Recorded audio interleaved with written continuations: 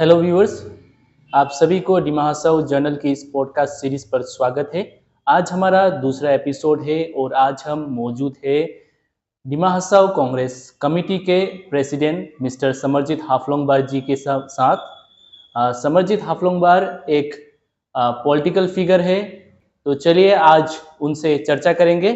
समरजीत हाफलोंगबार जी, आपको नमस्कार। डिमाहासाओ जर्नल नमस्कार। पर स्वागत है। तो हमारा पहला प्रश्न है समरजीत हाफलोंगबार जी से कि आने वाले नॉर्थ कछार हिल्स ऑटोनॉमस काउंसिल इलेक्शन में डिमाहासाओ कांग्रेस कमेटी का कैसा प्रिपरेशन है? प्रिपरेशन देखिए, हम लोग ऐसे तो एमपी का भी प्रिपरेशन हम लोग को चल रहा है। उसी हिसाब से जितना भी 443 बूथ कमिटीज है, जो पोलिंग स्टेशन है, उसका बूथ कमेटी हम लोग को अभी भी रेडी है। और एक एक बार हम लोग सारा बूथ कमिटीज को लेके, बूथ कमेटी को सेक्रेटरी प्रेसिडेंट लेके हम लोग एक बूथ लेवल कन्वेंशन भी आप लोग में हम लोग कर चुका है। तो इसी हिसाब से यहाँ पूरा हम लोग तैयारी करके रखा है। और कैंडिडेट्स जो है वो नवंबर के 15 हम लोग लास्ट डेट दिया था for submission application for candidate. उसी हिसाब से 28 कॉन्स्टिट्यूंसीज का एप्लीकेशन हम लोग को आया।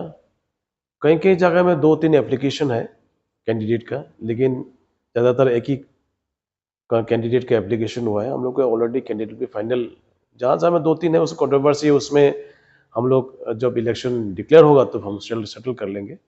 और बाकी जो कॉन्स्टिट्यूंसी है सब कैंडिडेट हम लोग रेडी है। और जो एरिया वाइज मंडल वाइज जो मीटिंग होना है, हर मंडल में हम लोग को मीटिंग अभी हर दिन चल रहा है। अभी खेती का टाइम है, सब गांव का लोग अभी धान खेती है, धान खेती का ज़्यादातर डिपेंड करता है। तो रात को समय में हम लोग का जो रिप्रेजेंटेटिव है डिस्ट्रिक्ट कमेटी का भी जाता है, साथ में मंडल कमेटी है, ब्लॉक कमेटीज है, उन लोग सब सारा गाँव में हर दिन हर मंडल में हम लोग को मीटिंग अभी चल रहा है। और काउंसिल इलेक्शन ऐसे तो फरवरी का 9 तारीख को टर्म खत्म होता है, first session of the last 12 council का हिसाब से। तो बिफोर 9 फरवरी यहाँ में नया से काउंसिल में एग्जीक्यूटिव कमेटी बनना है। उसी हिसाब से स्टेट इलेक्शन कमीशन का तरफ से और डिस्ट्रिक्ट एडमिनिस्ट्रेशन का तरफ से भी तैयारी आज जो देख रहा है, तो ज़्यादा दिन नहीं जाएगा, इस बीच में इलेक्शन भी डिक्लेयर होगा और उसके लिए हम लोग पूरा तैयार है। अच्छा, तो आपने बताया कि आपका पार्टी का प्रिपरेशन, कांग्रेस का प्रिपरेशन बताया उन्होंने। तो हाल ही में आप देख रहे हैं कि बीजेपी का वेव काफ़ी अच्छा है और पब्लिक लोग भी और रिप्रेजेंटेटिव्स भी, बहुत सारे रिप्रेजेंटेटिव्स आगे आ रहे हैं कि टिकट मांग रहे हैं। और पब्लिक लोग भी काफ़ी उस चीज़ को सपोर्ट भी कर रहे हैं। पब्लिक मतलब बीजेपी के डेवलपमेंट मॉडल को भी सपोर्ट कर रहे हैं। तो आप उस चीज़ में आप क्या कहना चाहते हैं? नहीं, बीजेपी का डेवलपमेंट मॉडल एक तो गुजरात तो पूरा फेलर मॉडल है। चाहे वो गुणोत्सव हो, चाहे वो आपका क्या बोला अभी हेल्थ उत्सव, जो हेल्थ उत्सव चल रहा है अभी, तो सारा गुजरात का जो मॉडल है वो तो पूरा इंडिया में फेल है। और गुजरात का हालत दूसरा स्टेट का अगर कंपेयर करें तो गुजरात का हालत बहुत ख़राब है। ये तो सारा जुमला होता है, क्योंकि जो मोदी जी प्रोग्राम करता है गुजरात में, जहाँ में स्कूल का मॉडल दिखाता है, वो टेम्प्रोरी टेंट हाउस बना के वो मॉडल दिखाता है। जब प्रोग्राम खत्म होता है, कैमरा ऑफ हो जाता है, तो वो जो मॉडल जो बना के रखा वो भी खत्म हो जाता है। तो इस तरह का गुजरात मॉडल हम लोग को नहीं चाहिए। दूसरा तरफ है यहाँ जो सारा इंडिया भारत का जो अर्थनैतिक अवस्था अभी बुरा हाल में है, चाहे वो इकोनॉमिक कंडीशंस अभी पर कैपिटा इनकम हो या एम्प्लॉयमेंट का बात हो, तो जो पब्लिक का जो पैसा है, इकोनॉमिक कंडीशन बहुत ख़राब है। उसी तरह डिमासाओ में भी अब देखा जाए गांव में, यहाँ में तो ऐसे डेवलपमेंट कलर लगा के कुछ डेवलपमेंट तो कर रहे हैं अभी, रंग लगा के, कलर लगा के, लेकिन हकीकत में जो गांव का जो रास्ता है, इंफ्रास्ट्रक्चर डेवलपमेंट जिसको बोलता है, वो गांव का जो इंफ्रास्ट्रक्चर डेवलपमेंट बिल्कुल नहीं है। गांव का रास्ता का हालत बहुत ख़राब है, पानी का हालत बहुत ख़राब है, और स्वास्थ्य का भी बहुत ख़राब है अभी पोजीशन। एजुकेशन में भी ऐसा है, गांव का स्कूल तो सारा स्कूल बहुत स्कूल ऐसा बंद है अभी। तो इसलिए डेवलपमेंट तो हम ऐसा खास नहीं देखता है, लेकिन फेस्टिवल का नाम से, उत्सव का नाम से, चाहे वो फैल्कॉन फेस्टिवल हो, जाटिंगा फेस्टिवल हो, फेस्टिवल का नाम से पैसा बहुत खर्चा करता है। और रिलेटेड टू दैट फेस्टिवल कुछ कलरिंग गाँव गाँव में, सिटी में कुछ या टाउन में कुछ करता है, ऐसा हम डेवलपमेंट देखता है। और इसलिए पब्लिक का अट्रैक्शन नहीं है, क्योंकि अभी सारा हिमाचल का जितना भी डिस्ट्रिक्ट का जो संपत्ति है, नेचुरल रिसोर्स जो बोलता है हम लोग, जो प्राकृतिक जो संपत्ति है हम लोग का, ये संपत्ति 1952 से जितना भी सरकार था, जो सरकार हम लोग तो पहले पहले सोशल मूवमेंट से, स्टूडेंट मूवमेंट से हम लोग पॉलिटिक्स में आता है। लेकिन इस बार ऐसा हुआ कि कुछ समय तो आर्म स्ट्रगल में जाता, बंदूक पकड़ता, बंदूक छोड़ के फिर इसमें आता, पॉलिटिक्स में आता है।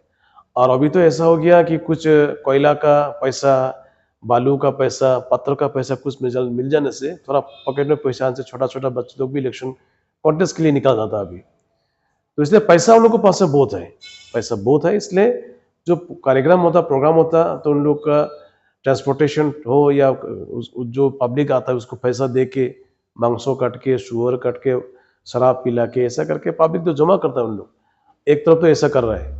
और कांग्रेस हमेशा समाज के लिए है, उन्नति के लिए है, और हर व्यक्ति को, ताकि वो अपने से खड़ा हो, अपने एक सोशली या इकोनॉमिकली मजबूत हो, हम लोग चाहते हुए।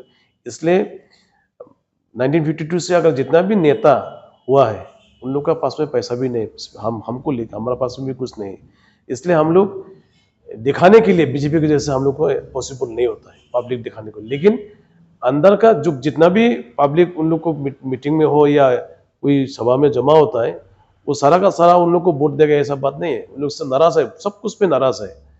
तो इसलिए पब्लिक उसको, उन लोग को मीटिंग में पब्लिक होने से वोट मिलेगा, ये बात नहीं। सच्चाई बात है कि गांव गांव में इस बार में जो यहाँ का जो तानाशाही जो है काउंसिल का, और जो नेचुरल रिसोर्स जो खत्म किया है, प्राकृतिक संपत्ति, नदी खत्म कर दिया, यहाँ गच्छी खत्म कर दिया, इस सब को नाराज से, और जितना भी गांव गांव में जो अपना जो इकोनॉमिकल जो सोर्स था, इनकम था, सारा तो खत्म कर दिया उन लोग।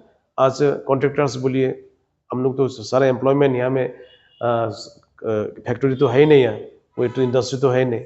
इसलिए गवर्नमेंट का जो वैकेंसीज में उसमें डिपेंड करता जाता, और उससे लेके जो गवर्नमेंट में जो वैकेंसीज है उसमें अगर फिलअप नहीं होता है, तो छोटा छोटा काम, डिपार्टमेंटल काम होता है, 10 लाख का, 15 लाख, 20 लाख, ऐसा करके बहुत ऐसे जो लोग हैं, अनएम्प्लॉयड लोग हैं, वो एंगेज हो जाता है।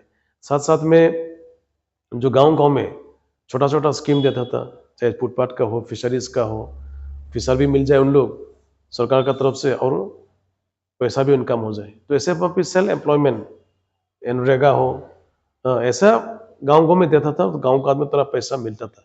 तो आज बिल्कुल ऐसा बंद कर दिया सब कुछ। अभी सबसे बड़ा बड़ा जो पूंजीपति लोग हैं, जो जिसका पास में ज़्यादा पैसा है, वही आज बिजनेस कर सकता है। बाकी छोटा जो बिजनेसमैन है, सबको सारा का खत्म कर दिया है। इसलिए लोग नाराज है पूरा, और उसका रिजल्ट, उसका नतीजा आने वाला चुनाव में जरूर देखेगा। तो आप बता रहे थे सोशियो इकोनॉमिक कंडीशन और हालत जो चल रहा है यहाँ का माहौल, तो आप अपने पार्टी का ग्राउंड रिपोर्ट हमें बता पाएंगे कि कांग्रेस का ग्राउंड रिपोर्ट कैसा है? क्या पब्लिक कांग्रेस को एक्सेप्ट करेगी? क्योंकि कांग्रेस में 2 नेता थे, तो एक ने बीजेपी ज्वाइन कर लिया, और दूसरे जो थे हाफलंग के एमएससी, उन्होंने भी कांग्रेस छोड़कर इंडिपेंडेंटली अभी वो इंडिपेंडेंट ही काउंसिल के मेंबर होकर बैठे हुए हैं। तो ग्राउंड रिपोर्ट आप कैसे बता पाएंगे कि कांग्रेस का ग्राउंड रिपोर्ट अच्छा है? मैंने 2 एमएससी जो इलेक्टेड एमएससी था, उन लोग को का ज्वाइन किया है को बीजेपी में। उसमें हम लोग का जो एज पर जो काउंसिल का कॉन्स्टिट्यूशन है, उसी हिसाब से उनको तो एक्सपेल करना चाहिए था, वहाँ उसको मेंबरशिप को डिस्क्वालीफाइड करना चाहिए था, तो नहीं किया उन लोग काउंसिल का ये तो चेयरमैन से। तो फिलहाल वो उमरांशु से रिप्रेजेंट कर रहा था, अभी भी कर रहा है। उमरांशु गरमपानी कॉन्स्टिट्यूंसी ऐसा कॉन्स्टिट्यूंसी है जहां कांग्रेस का वोट बैंक है, और जब सारा दिमाग में जब बीजेपी इलेक्टेड हुआ, बीजेपी के कैंडिडेट विनर हुआ है, जीता है, उसमें भी गरमपानी कॉन्स्टिट्यूंसी से कांग्रेस जीत के आया। और हाफलोंग से भी ऐसा है, हाफलोंग में भी ऐसा है। तो सारा इंटेलेक्चुअल्स वोटर है यहाँ में, सब समझता है। और किसको साथ में जाने से, किस कहाँ में वोट देने से हम लोग के लिए अच्छा रहेगा, भविष्य अच्छा होगा, ये समझता है। और उमरांसू में गरमपानी में इस बार आने वाला जो चुनाव होगा, इलेक्शन होगा, उसमें सब कांग्रेस को ही देगा, क्योंकि जो इलेक्टेड मेंबर जाने से सब पब्लिक गया ऐसा प्रमाण नहीं होता है। इस बार आने वाला जो इलेक्शन होगा उसमें हाफलोंग और गरमपानी कॉन्स्टिट्यूंसी दोनों में भी कांग्रेस ही जीतेगा फिर से। और बाकी दूसरा जगह ऐसा है, मणिपुर का जो इंसिडेंट हुआ, मणिपुर में प्रधानमंत्री अभी तक वहाँ विजिट नहीं किया है। और मणिपुर का जो शांति जो वहाँ है, अभी भी शांति कायम नहीं हुआ है। और वहाँ का जो चीफ मिनिस्टर का ऊपर में कोई एक्शन नहीं, चाहे बीजेपी हो या भारत सरकार हो। और इतना घटना, निंदनीय घटना हुआ वहाँ पे, ट्रेजेडी हुआ है, उसमें हम लोग को प्रधानमंत्री, भारत का प्रधानमंत्री सिर्फ 60 सेकेंड समय मिला उसको बोलने के लिए। तो इसलिए पब्लिक सारा नाराज है, इसलिए उसका रिफ्लेक्ट हम लोग को डिस्टिंग भी होगा। और उसका इसके लिए बीजेपी को उन लोग रिजेक्ट करेगा जरूर। और बाकी जो कॉन्स्टिट्यूंसीज है उसमें बीजेपी के बीच में 3, 4, 5 कैंडिडेट हैं, सब कॉन्स्टिट्यूंसी में। उन लोग का कोई दूसरा यहाँ का सोशल इकोनॉमी, यहाँ का उन्नति से कोई मतलब नहीं है। उन लोग का सिर्फ बीजेपी को टिकट मिलने से हो जाता है। उनका लाइफ, उनका जिंदगी, उनका समाज, उनका सब बीजेपी है, ऐसा लगता है मुझे। तो इसलिए ऐसा कभी भी नहीं हुआ दिमाग में जो टिकट के कंपटीशन में, टिकट के लिए झगड़ा में इतना पैसा खर्चा किया। क्योंकि 28 कॉन्स्टिट्यूंसी में, हर कॉन्स्टिट्यूंसी में भी उन लोग का 2-3 कैंडिडेट अभी चल रहे हैं। और अपना ताकत दिखाने के लिए, कौन टिकट किसका वोटर्स ज़्यादा है, इसको दिखाने के लिए उन लोग हाफलोंग में बात से लेके आता है, तरह तरह के प्रोग्राम करता है। तो जो मुझे ऐसा लगता है कि हर कैंडिडेट जो टिकट के एस्पिरेंट है, टिकट के लिए फाइट कर रहा है, उन लोग एक कैंडिडेट 1 करोड़ का जैसा खर्चा किया। उसके हिसाब से पूरा दिमाग में अभी बीजेपी का जो कैंडिडेट कंपटीशन में more than 100 crore they spend. ये दुर्भाग्य का बात है हम लोग के लिए। गांव में अभी इतना हालत खराब है, उनका गांव का मेडिसिन किनने का पैसा नहीं है, गांव का लोगों का अभी खाना का पैसा नहीं, चावल भी बंद कर दिया अभी। उसी समय में कैंडिडेट फाइटिंग में इतना पैसा खर्चा करता है, उन लोग पैसा कहाँ से आया है? इसके लिए 2-3 कैंडिडेट, 4-5 कैंडिडेट ऐसे हर कॉन्स्टिट्यूंसी में है, एक कैंडिडेट को टिकट मिलेगा। इतना बीच में झगड़ा हुआ उन लोग को। बाकी जो कैंडिडेट जो टिकट नहीं मिलेगा, उनका भूमिका भी हमको देखना है, उसको ज़्यादा बोलना नहीं हमको, लेकिन उसका फायदा हम कांग्रेस जरूर मिलेगा। इस बार वो फायदा तो रिजल्ट में दिखाई देगा साफ। इसलिए हम लोग इस बार सोचता है कि आने वाला जो काउंसिल का इलेक्शन होगा उसमें अल्टीमेटली जो टिकट नहीं मिलेगा वो हम लोग को तरफ भी आएगा। और इस बार काउंसिल का जो एग्जीक्यूटिव कमेटी कांग्रेस फॉर्म करेगा। और जितना भी बीजेपी का लोग, अभी दिल्ली का हवा, जो इंडिया अलायंस का जो अभी जो माहौल चल रहा है पूरा इंडिया में, उसको देखते हुए यहाँ का जो दिमाग का जो बीजेपी जो कैंडिडेट लोग हैं, उन लोग भी बोल रहा है कि हम लोग भी जीता। हम लोग को सिर्फ हम लोग जीतने के बाद में जब दिल्ली में सरकार कांग्रेस का होगा तो स्टेट में भी कांग्रेस का हो जाएगा, तो हम लोग भी सब कांग्रेस में जाएगा। इसलिए हम लोग को जीता बोल के अभी से बोलना शुरू कर दिया हम लोग। उससे ऐसा लगता है कि ज़्यादा दिन नहीं होगा इलेक्शन का, साथ साथ में हम लोग चाहे जो भी जितना नंबर जीतो हम लोग, लेकिन सरकार कांग्रेस का होगा इस बार की एग्जीक्यूटिव कमेटी।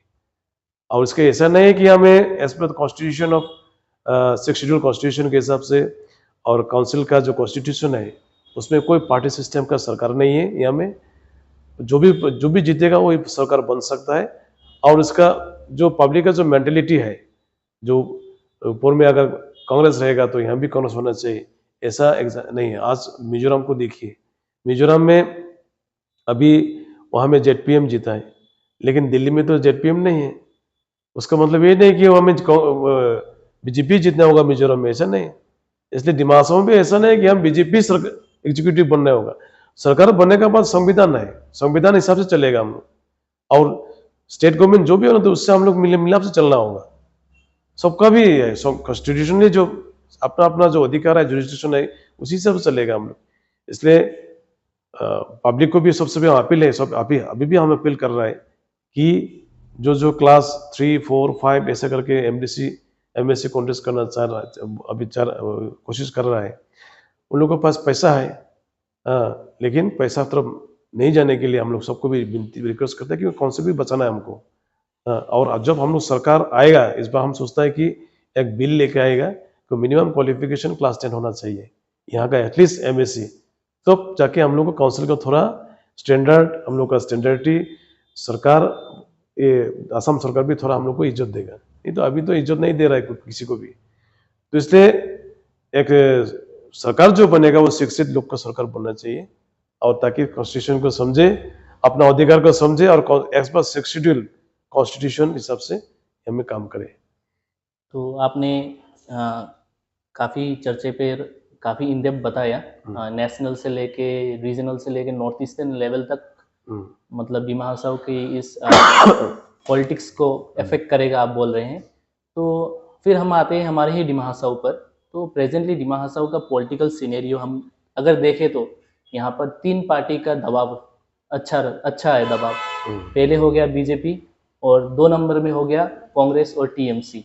और आप जानते ही हैं टीएमसी में जो नेताओं अभी जा चुके हैं टीएमसी पर, वो भी कांग्रेस के पार्ट थे। तो उससे आप लोगों को कितना इफेक्ट होगा कि टीएमसी पार्टी कांग्रेस को कितना इफेक्ट करेगा? नहीं, ऐसे तो इफेक्ट करना नहीं, बिल्कुल तो देखता नहीं हम तो इफेक्ट करेगा ऐसा। लेकिन जब सेंट्रल में जब अलायंस है और स्टेट में भी अलायंस हो चुका है, तो हम लोग को यहाँ भी जितना भी टीएमसी कर रहा है मैक्सिमम कांग्रेस से जाने वाला है, इसलिए हम लोग के साथ में इतना रिलेशन खराब ऐसा तो नहीं। हम लोग बातचीत कर लेंगे, अंडरस्टैंड लोकली किस क्या कैसे कर सकता है हम लोग। एक कम्युनल फोर्स, करप्ट क्रिमिनल जो काउंसिल एग्जीक्यूटिव कमेटी है उसको हटाने के लिए, उसको डिफीट करने के लिए कैसा फॉर्मूला हम लोग निकालने से हम लोग के लिए अच्छा रहेगा, ये टीएमसी से हम लोग बात कर लेंगे ये। लेकिन फिलहाल अभी तो कोई अलायंस हम लोग के साथ लोकली कोई अलायंस नहीं है। लेकिन for the interest, greater interest से हम लोग टीएमसी से बिफोर इलेक्शन हम लोग बातचीत कर लेंगे ये। तो आप कह रहे हैं कि बिफोर काउंसिल इलेक्शन आप टीएमसी से आप लोग बातें करेंगे, मतलब कि टीएमसी से आप लोग अलायंस का प्रस्ताव देंगे? नहीं, अलायंस ऐसा नहीं, लेकिन कॉन्स्टिट्यूंसी वाइज जहां जहां में टीएमसी जीतने का मौका है उसमें हम लोग किस तरह से बीजेपी को डिफीट करेगा वो हम लोग मिल मिलाप से बात कर लेंगे। और कांग्रेस का जहां में जीतने का चांसेस है वहां में टीएमसी किस तरह से हम लोग को सहाय कर सकता है, मतलब वही जो है। इंडिया अलायंस जो एक फॉर्मूला अभी निकाला है कि अगर कहीं पर आम आदमी पार्टी हो तो वहां पर दूसरा बीजेपी फोर्स छोड़ के वो खेले, तो आप लोग भी वही चाहते हैं डिमा हसाओ पर? नहीं, हम वही चाहते, अलायंस बिल्कुल नहीं है, लेकिन हम बोला था ना अभी जो काम है टीएमसी का जीतने का मौका ज्यादा है, उसमें हम लोग किस तरह से हम लोग को तरफ से कांग्रेस का तरफ से हेल्प कर सकते हैं वो हम लोग हेल्प करेंगे। और जहां में कांग्रेस का जीतने का चांसेस ज्यादा है, टीएमसी का कोई ये नहीं है, जीतने का पॉसिबिलिटी नहीं है, उसी में टीएमसी किस तरह से हेल्प कर सकते हैं वो भी बातचीत कर लेंगे हम। तो दर्शकों, हमने एक नया चीज आज प्रेसिडेंट कांग्रेस के प्रेसिडेंट जी से अभी हमने जानकारी पाया कि एक अंडरस्टैंडिंग में कांग्रेस और टीएमसी इलेक्शन खेलेगी, उनका मन का मतलब ये दावा है।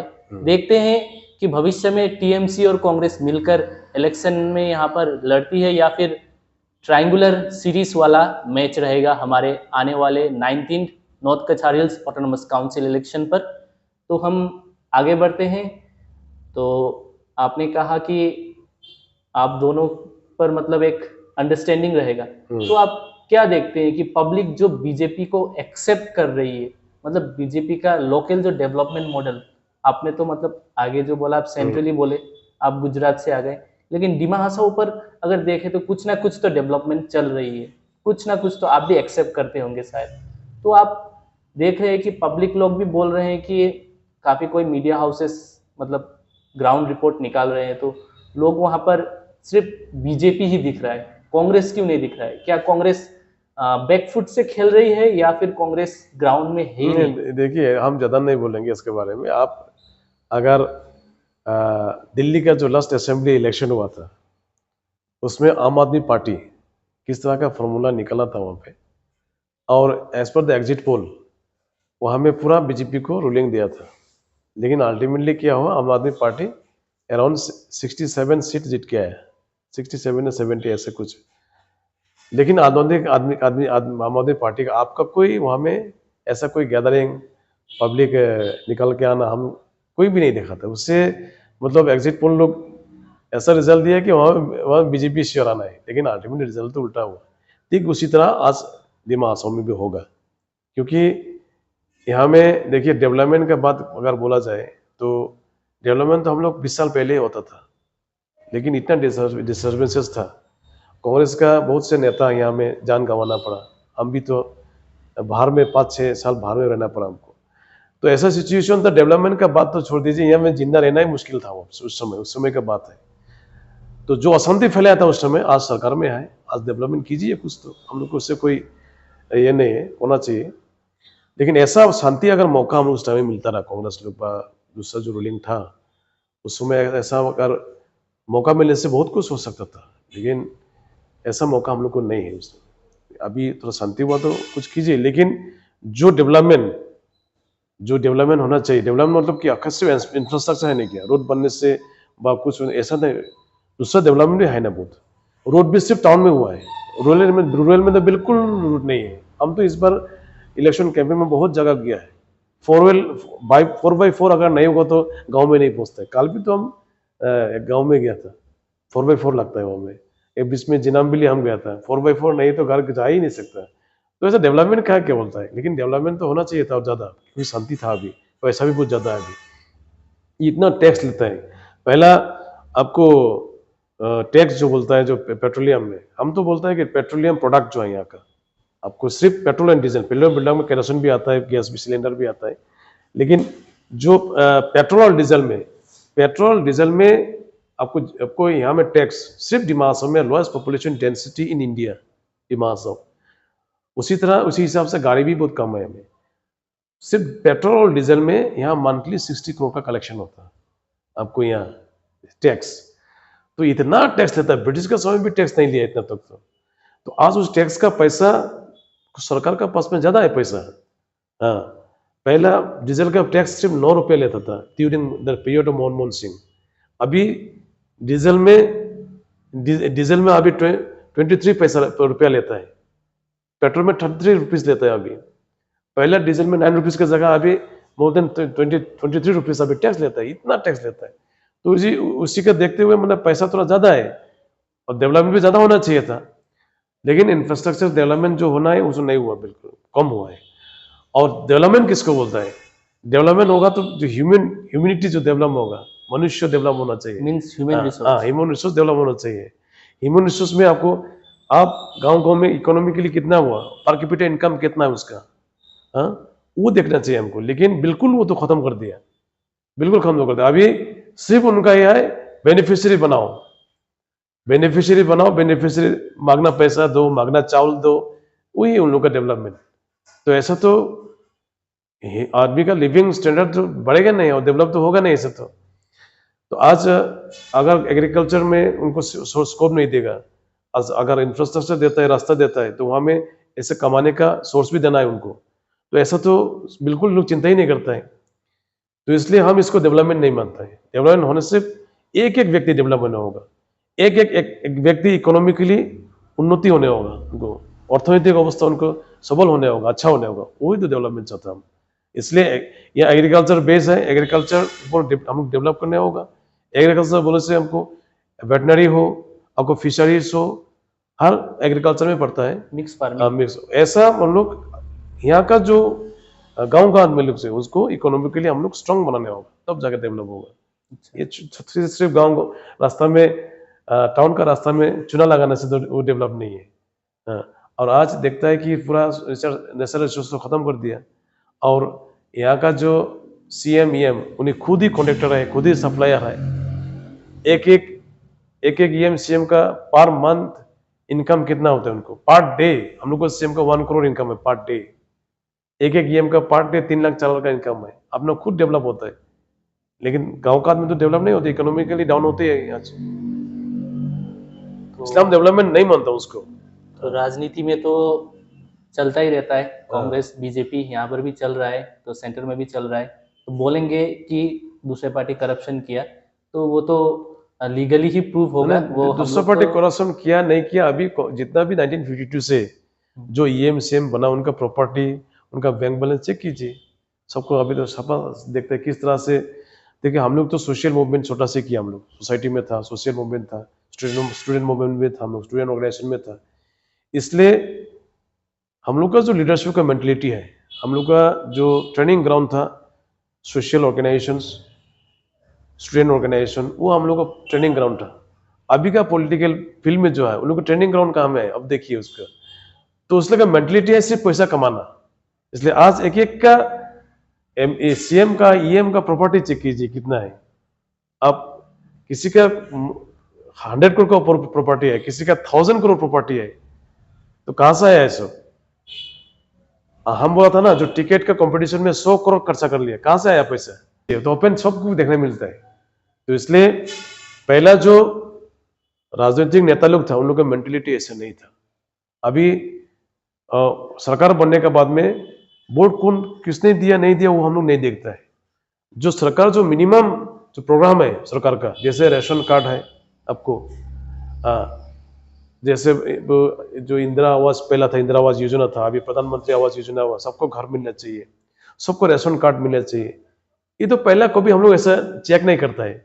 सबको जो जो बीपीएल चावल मिलना चाहिए, बीपीएल का जो चावल मिलना चाहिए, सबका ओल्ड एज पेंशन मिलना चाहिए, सबका विडो पेंशन मिलना, उसमें तो पार्टी कोई भी नहीं देखता था।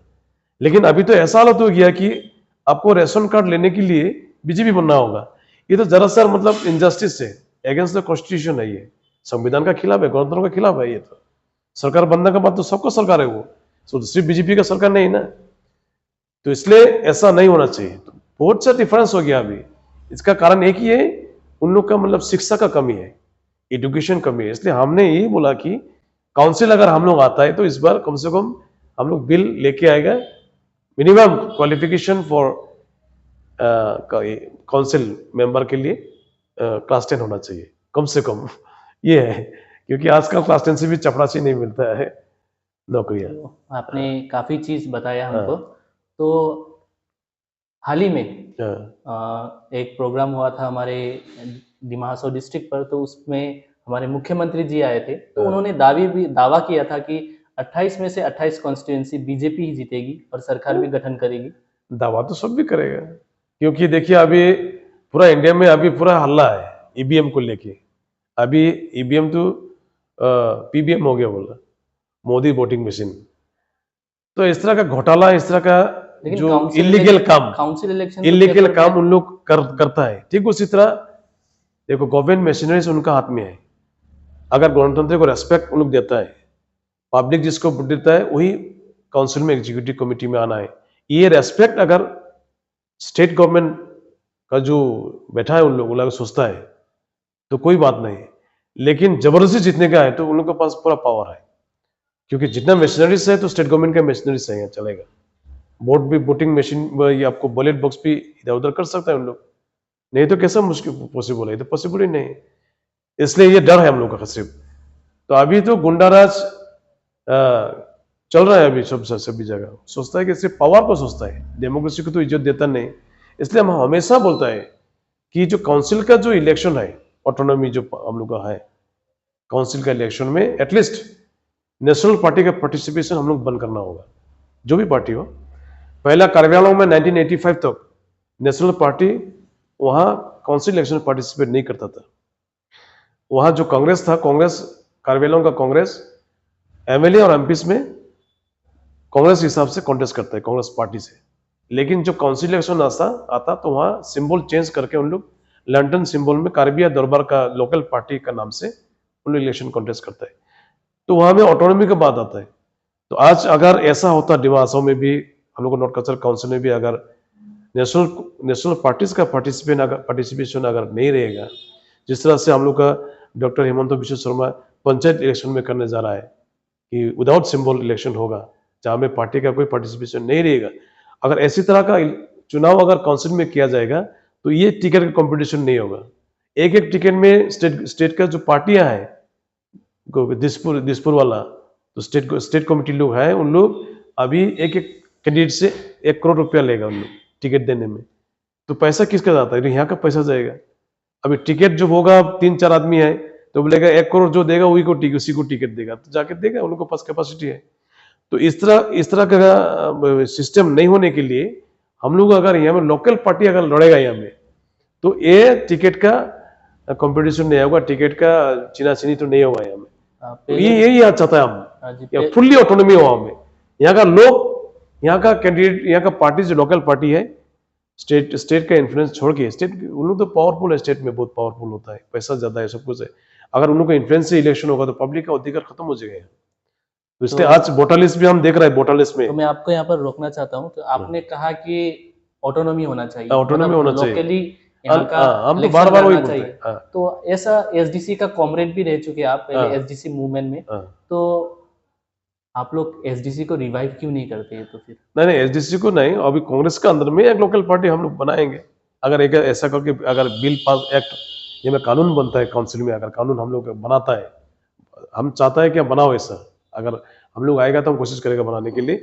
ऐसा कानून बनता है तो कांग्रेस का अंदर में, जैसे वहां करबेलों में पहला कांग्रेस का अंदर में एक करबिया दरबार बोल के लोकल पार्टी था, ठीक उसी तरह कांग्रेस का अंदर में एक पार्टी बनाएंगे हम लोग, या लोकल पार्टी, जो स्टेट गवर्नमेंट का कोई इंटरफेरेंस नहीं होगा, हस्तक्षेप नहीं रहेगा Assam means party with in party, party with in party, जैसे 1985 तो करबेलों में हुआ था। उसी तरह यहाँ में अगर होगा तो कांग्रेस के लोग ही टिकट मिलेंगे, लेकिन यहाँ का लोकल जो पार्टी रहेगा कांग्रेस के अंदर में, उसी में हम लोग कॉन्टेस्ट करेंगे, उसी के नाम से कॉन्टेस्ट होगा। तो ऐसा होने से ये टिकट कंपटीशन भी नहीं रहेगा, दिसपुर का इंटरफेरेंस भी नहीं रहेगा, तो फुल्ली ऑटोनॉमी रहेगा यहाँ पे। हम चाहता है इसी तरह का हो। तो यहाँ पर एक नया चीज़ हमने सुनने को मिला, तो उन्होंने एक ज्ञान दिया है कि पार्टी विद इन पार्टी अगर फॉर्म हो जाए तो डिमा हसाऊ पर कुछ वो जो दावी कर रहे हैं कि टिकट का कॉस्ट, मींस पार्टी टिकट का जो कॉस्ट रहता है वो कम हो जाएगा। वो हमें तो इतना पता नहीं कि पार्टी टिकट में पैसा लगता है कि नहीं, लेकिन लोग दावी करते हैं। तो ये भी एक अच्छा चीज़ हमको आज सुनने मिला। तो आखिरी में समरजीत हाफलोंगबार जी हाफलोंग से विधायक भी रह चुके हैं, तो उनसे हम जानने की कोशिश करेंगे कि अगर फ्यूचर में कोई भी पार्टी जीत ले, काउंसिल फॉर्म कर ले, तो डेवलपमेंट मॉडल कैसा रहना चाहिए आपके हिसाब से? नहीं, देखिए, डेवलपमेंट तो पहला मौका मिलने से और डेवलप होता था। हमको पहला यहाँ का जो गांव का जो इकोनॉमिक कंडीशन है उसको इम्प्रूव करना है, प्लस एजुकेशन सिस्टम जो भी है, सिर्फ ट्रांसफर करने से एजुकेशन इम्प्रूव नहीं होता है। हम पहले बोला था कि जो अपॉइंटमेंट ऑफ क्वालिटी टीचर्स, अभी तो बहुत टाइम लगेगा हमको, क्योंकि जो अपॉइंटमेंट नए मिले उनको तो अराउंड 30 ईयर्स लगेगा रिटायर होने में। फिर भी हमको उससे कुछ स्क्रीनिंग करके हमको निकलना है। अगर हम एजुकेशन में 40 करोड़ खर्चा करता है प्राइमरी एजुकेशन में, एटलीस्ट साल में 40 आदमी तो हमको निकलना चाहिए ना, वहां से आदमी बन के एक अच्छा स्टूडेंट वहां से निकलना चाहिए हमको। लेकिन अभी तो शायद ज्यादा हो गया, हमारा टाइम में करीब 30-40 करोड़ जैसा साल में एजुकेशन में, प्राइमरी एजुकेशन बजट होता है, सैलरी से लेके इंफ्रास्ट्रक्चर डेवलपमेंट जितना है। तो हम अगर इन्वेस्ट करता है वहां में, सरकारों जो भी, हम इट इज वॉलंटरी इन्वेस्टमेंट, तो अगर इन्वेस्ट करता है उसका आउटकम किया हमको, तो एजुकेशन हमको सीरियसली लेना होगा गाँव में। हेल्थ सर्विस देखिए, अभी बीच में डेंगू को लेकर, तो डेंगू ऐसा है कि डेंगू का कोई हमें गाँव में अवेयरनेस भी कुछ नहीं किया सरकार की तरफ से, नंबर 1। नंबर 2, टेस्ट का जो फैसिलिटी, डेंगू टेस्ट का फैसिलिटी है वो हाफलोंग छोड़ के कहीं में भी नहीं है, हाफलोंग में भी करेक्टली नहीं होता है यहाँ भी। तो इतना इफेक्टेड हुआ यहाँ का दिमागों का पब्लिक डेंगू में, तो सरकार उसको सीरियसली क्यों नहीं लिया? टेस्ट का प्रोविजन क्यों एरिया में नहीं किया? माईबंग में एक करना था, लांगटिंग में एक करना था, टेस्ट का प्रोविजन करना था, तो ऐसा नहीं किया। तो हेल्थ भी हम लोग को बहुत कुछ इंप्रूव करना चाहिए। और खास करके अभी पानी का देखो, पानी में सारा डिपार्टमेंट को तो खत्म कर दिया, अभी सब तो जल जीवन मिशन में चला गया।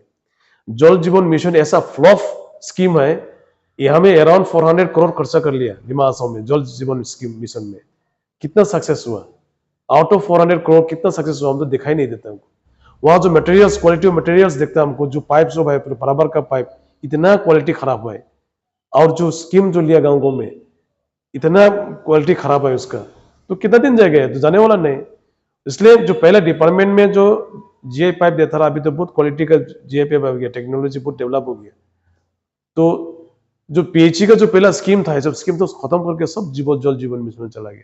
और जल जीवन मिशन सेंट्रली गुवाहाटी से करता है, उनको काउंसिल में भी उनका कोई टास्क नहीं रहता है। लेकिन हम देखता है कि वो स्कीम डिमा हासाओ में बिल्कुल सफल नहीं हुआ। तो सारा ऐसा करके पहले हमको उनको डेवलप करना है, बाद में अगर इंफ्रास्ट्रक्चर डेवलप करना है, स्पेशली रोड कम्युनिकेशन से हमको दो चीजें होना है। एक तो गांव का आदमी का ट्रांसपोर्टेशन होता है, दूसरा तरफ वहां जो मटेरियल प्रोडक्ट होगा, वहां जो प्रोडक्शन होगा, उस प्रोडक्शन का ट्रांसपोर्टेशन को देखना है हमको। तो दोनों बेनिफिट है। अगर हम इंफ्रास्ट्रक्चर हम करके देते हैं वहां में, तो वहां का प्रोडक्शन के लिए हमको ध्यान देना होगा। एग्रीकल्चर में आपको सिर्फ बारबेट वगैरह डिस्ट्रीब्यूट करने से, 7 साल में जो सीडलिंग डिस्ट्रीब्यूट करने से नहीं होगा। गाँव में एजुकेशन देना होगा एग्रीकल्चर के बारे में, अभी किस तरह से फसल उगाना है, कैसा नहीं करना है। अब गाँव में सिर्फ आपको मच्छी का जो पोना है ना, उसको डिस्ट्रीब्यूट करने से नहीं होगा, जाके सुपरवाइज करना होगा डिपार्टमेंट जाके। वहां में हम लोग वेटनरी भी ऐसा है, यहाँ पे बहुत स्कोप है वेटनरी को भी, लेकिन सिर्फ 7 साल में वेटनरी का ड्यूटी होता है सिर्फ जो क्या बोलता है सुअर को बच्चा है उसको डिस्ट्रीब्यूट करके खत्म, सारा गांव में मर जाता है जाके। तो बाहर से लेके आता छोटा बच्चा पीक का, तो डिस्ट्रीब्यूट करता है, यहाँ में गाँव में जाके एक साथ दूसरा मर जाता है वो। तो ये सब बेकार है, इसलिए हमको थोड़ा चेंज करना होगा ये सब। तो हमारे कन्वर्सेशन के बीचों बीच बिजली चली गई, तो इस कार्यक्रम को ज़्यादा आगे नहीं बढ़ाते हुए तो आपसे हम ये एक मैसेज हमारे डिमा हासाओ के जनता के लिए, ऐसे भूतपूर्व चीफ एग्जीक्यूटिव मेंबर और डिमा हासाओ कांग्रेस कमेटी के प्रेसिडेंट के नाते से आप क्या सजेशन देना चाहते हैं, ऐसा मैसेज फॉर डिमा हासाओ? हम अभी मैसेज देना चाहता हूँ कि जब ऑटोनॉमी को लेकर 1947 से 52 तक जब संविधान बना था, संविधान बनाने के लिए जो गवर्नर बरदोली सब कमेटी बनाया है, इस जो एक्सक्लूडेड एरिया बोलता है हमें, मिकी हिल्स और नॉर्थ कास्ट हिल्स को, उस एरिया को किस तरह से संविधान में एडजस्ट किया जाए, उसी हिसाब से गोपीनाथ बरदोली सब कमेटी यहाँ स्टडी करने आया। और यहाँ का जो नॉर्थ कास्ट हिल्स काउंसिल यहाँ जो बनाया कमेटी, एक उस कमेटी का जो नेता हमदन मोहन हाफलंगबार दी हो जाए, जयभद्र हागजे लोग का मेहनत, उनका सोच विचार, उसी को इज्जत रखिए सब, उनको उनका जो मेहनत है, उनका सोच विचार को कम से कम रेस्पेक्ट दीजिए। और जो गांव में जो मांसो खिलाना, शराब पिलाना, उसमें मत जाइए। और पार्टी को ऊपर से, एबव द पार्टी पॉलिटिक्स, उसमें आके कैंडिडेट को चुनिए। कैंडिडेट कौन सा कैंडिडेट अच्छा रहेगा, कौन कॉन्स्टिट्यूंसी के लिए अच्छा होगा, कौन किसको भेजने से हम लोग ऑटोनोमस काउंसिल ठीक तरह से चल पाएगा और ऑटोनॉमी हम लोग को सुरक्षित रहेगा। वही सोच विचार से हम लोग हर गांव का लोग, हर वोटर्स वोट देना चाहिए। और हम लोग का कांग्रेस का सोच विचार वही है। अभी कांग्रेस में most of the candidates highly qualified है। हम लोग को कैंडिडेट्स में LLM भी है, PhD वाला भी है, LLB वाला 2-3 कैंडिडेट है हम लोग को बीच में, ग्रेजुएट कैंडिडेट बहुत सा है। तो ऐसा देख के हम लोग कैंडिडेट हम लोग सिलेक्ट किया है। तो इसलिए काउंसिल चलाने के लिए एजुकेशन भी चाहिए और सोच विचार भी चाहिए, उनका फर्साइटनेस रहना चाहिए, दूरदर्शिता होना चाहिए। तो सब कुछ देख के पैसा को पीछे में, मांसों का पीछे में, शराब का पीछे में नहीं भाग के सही आदमी को चुनिए। मेरा वही मैसेज है पब्लिक को, ताकि हम लोग को ऑटोनॉमी सुरक्षित रहे। इस एपिसोड नंबर 2 में हमने चर्चा किया और काफ़ी इन डेप्थ और इनसाइट्स बातें हमने समरजीत हाफलंगबार जी से जानकारी लिया। तो ऐसे ही हमारे साथ जुड़ते रहिए, हम और पार्टी और नेताओं से हम चर्चा करेंगे। तब तक के लिए देखते रहिए डिमा हासाओ जर्नल जुठाई।